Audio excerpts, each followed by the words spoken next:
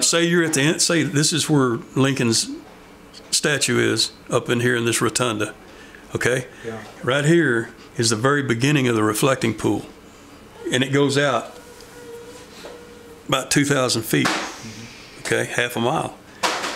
Now then, this is the very center. This will begin at the very center of the reflecting pool. Okay? Uh-huh. And it will go from the very edge of the inside edge of the reflecting pool around, all the way around. This whole band will go all the way around. I understand what you're saying. You got me? And then back around. Yeah. Okay? Will they leave a gap? No. As the wars progress, I'm only going to leave about 5 feet. It's a 14-foot sidewalk. I'm only leaving 5 feet out there for future wars. So it can be added on to. Yeah. But the material can be, it'll be up to... We don't really want to add on to it, but we're human and we know there's more wars ahead. I don't think there are. Yeah. I really don't. Let the Jews start building the temple. Yeah. And we're not far from the all-out big boy, you know. And they've got all the instruments and even ashes of the red heifer, the 10th red heifer. There was 9 red heifers up to this point. There's a book on, not a book, but a place online. I think it's called The Temple. I know what you're talking Temple about. Institution. Yeah, Temple Institution. Yeah, that's you've probably seen it. Irvin Baxter talks a lot about all of that, the things that they prepared. So I'm familiar with all of that. I got tickled at this one, I can't remember his name now, man. He's tall, got a dark mustache and a goatee, and talks fast, kind of heavy set, but tall. And I wish I could think of his name. But I listen to him because he teaches fast and he teaches a lot about Jewish history. He goes, there are people that say the temple will never be built because you can't get to the area to build it because of the Wailing Wall. And he says, you know what I tell them? You just let the Jews know the temple's going to be rebuilt and they've got permission from the Antichrist to build it, who will have by that time caused peace over the world. And then, of course, it is not peace for that first 3.5 years. And it'll even allow them to start making sacrifices again in the temple. He says, you tell them that. He says, they'll tear that Wailing Wall down themselves in one day if that's the only approach there is to get to it without desecrating anything else. Yeah. And he's right. But I think that's when that war, so I don't think we're going to run out of sidewalk width, even leaving 5 feet. Because we would have lost more than 650,000 men in that particular war, which is, this is the one that lost the most, and then these combined here come exceed it. But here's what he says. He goes, they're measured based on the amount of loss. Yes, and that was hard for Logan and me to get figured out, man. Oh, yeah. I left it in here for the one that won the design award, which when I sent that letter to Maya Lynn, I told her, I said, get ready. This is the book I'm coming out with, and somebody's going to jump on it, and you need to be the one to know ahead of time so you can start designing it, because I think it will happen. Okay, and then this is why it should happen. He goes, how is it that I'm to transfer this message to the world? This is the director, Duvall, asking Lincoln. My son, how else but through the very I am that I am, that you had by vision received it. I try to make it a biblical talk, isn't it? In other words, he's saying, I got it. You're going to get it. It's going to happen from the same one that I got it from. He said, that very same entity from which I myself have received it, his spirit will guide the message from here. But I'm certainly sorry to inform you that after all of your diligent actions for our nation sacrificed as a whole, this is to be our last conversation while you're still alive. So listen very carefully to me now, and please, son, try and visualize and accept the following path.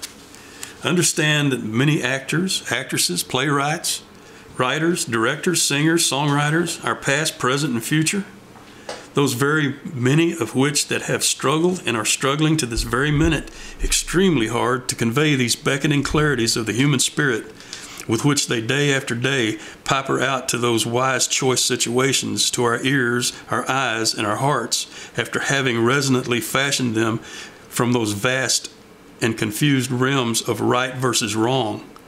Exclamation marks 3. Son, they to me could most certainly approach that spiritual criteria I was inspired to label in my second inaugural speech as the angels of our better nature.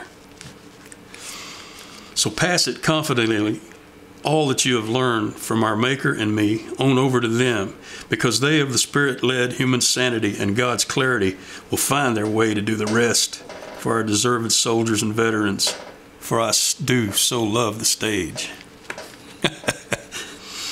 You tell them, son, I love as well those many living who come to here to visit me on my memorial stage. But it's so lonely to know that many buried soldiers across the Potomac and those scattered from cannon fire worldwide can't be symbolically here near me, and that I can see no good reason, and this is some of that stacked ammo, why all their sacrificial efforts cannot be banded together here side by side around me and Mr. Washington's reflecting pool. For the mere cost of 11 different colored walkway tile inscribed with these soldiers' heroic war efforts. But son, as you have come to know the very latest of me better than anyone alive, that in my 205-year-old heart, I know Americans are always looking harder than any other country in this world to do the right thing. A. Lincoln. And that was written in 6/1912. All writers' thoughts. I'm an all writer. Yeah. Your interpretation. I'm not a writer, but I'm an all writer. I'm not a preacher, but I'm a God appreciator. Yeah.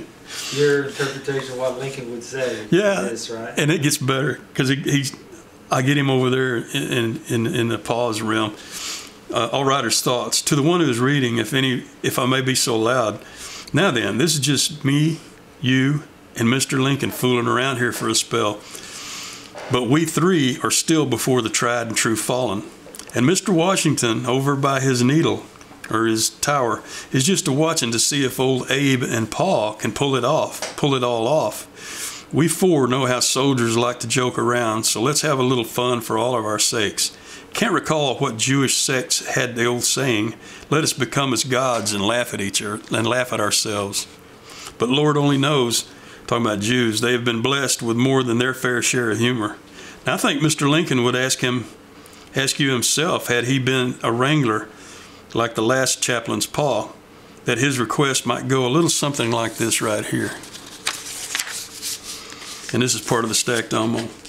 Say there, partner, could you maybe give us a hand at lassoing in these many fallen calves of honor symbolically worldwide, so that this great nation of freedom citizens can better place our country's compassionately fired brand of stewardship upon all of these sacrificial calves that we've been responsible for having purchased, and help me round up those many strays who are still out there in them thickets of doubt and confusion before all them wolves and coyotes of despair, stress, and worry go and gang up on them. Now then, I reckon being a truth's appreciator of your philosophizing courage, one might near shoulder up with a group of wranglers with this same similar brand of thinking. Rowdy Yates comes to mind for one of them. How many times did he play soldier? Anyways, you know who they are. They know who they are. And best of all, the trail boss knows real well who they are. Every one of them are.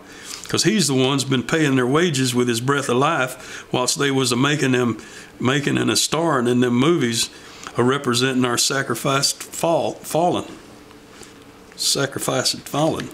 You know, I heard there exists a vast star band of these kind of rascals. What with their star names and star handprints placed as if forever in that sidewalk out there in California, way out there where this nation run out of lands to cross and claim many a year ago. Now I'm just trying to do the same thing for these boys of ours across the river, and for every one of our fallen scattered around the world by cannon fire, by placing them shoulder to shoulder and do-si-do in warband earned places around my sidewalk here between me and on number 1 over there to the east of me.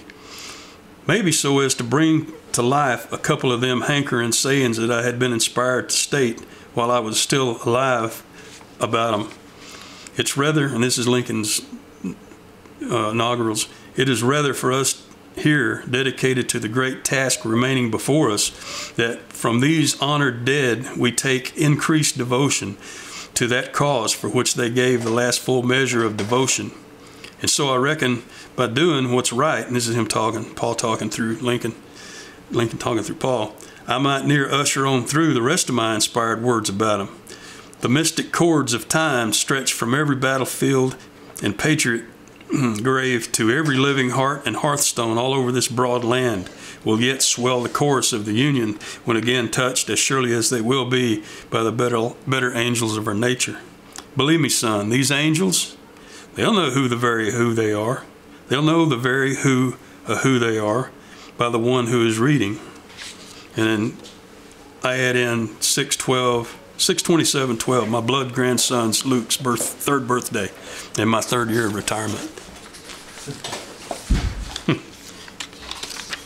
Here's a good one here that I didn't get to go on down with it about the inheritance is there for them to take whether they want, or if they want it or not. P.S. This is a chaplain reader talking. Goes, P.S. When I'd been jokingly asked to side with either the chicken or the egg sequence of creation, I lovingly replied, "Why, he came first." Yeah. The rooster came second. The hen came third and had to be laid before the egg ever could. I reckon as reckon would reckon, does not creation demand a creator? All three of which bear, B-E-A-R, and B-A-R, both bears, bear the indisputable proof to the truthful fact. Why, he came first. This was told to me by my grandpa when I'd asked this question. He showed me in Genesis 1:21, and every winged fowl after his own kind. Genesis 1:27, so God created man in his own likeness. He created male and female. He created them. I tell you this, so you as a soldier never forget who you are or where you originally came from, and where your sacrifices, living or expended, reside. Not only do they reside for the living here on earth, but they reside as well with the author of its fruition. In a very real sense, where it resides is his spirit. In a very real sense, it is his spirit's breath of life. It is our ongoing passion play dependence for our life eternal. So drive on with this ammo that you've received, and so keep your heart jar filled with God's speed. And it just happens to be that Joshua Aaron Reeder, abbreviated as JAR, J-A-R. Oh man, that's great, man. Yeah. Well, we've worn out, I guess. Get out of these chairs. I met, when we do interviews, I have to get the same size, height, trying to get them without backs. And it's funny because you make them uncomfortable so that you get to the point,